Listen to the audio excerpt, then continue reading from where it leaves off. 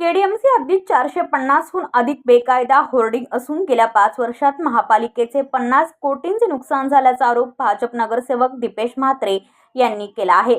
महापालिकेची होर्डिंग समिती असतानाही कारवाई होत नसल्याचे म्हात्रे यांनी सांगितले।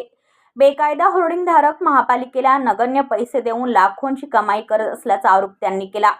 महापालिका आयुक्त अभिनव गोयल यांच्याकडे बेकायदा होर्डिंग तातडीने हटवण्याची आणि बुडालेल्या महसुलाची वसुली करण्याची मागणी म्हात्रे यांनी केली आहे। राजकीय पदाधिकाऱ्यांचा यात सहभाग असल्यास चौकशी करावी असेही त्यांनी म्हटले आहे।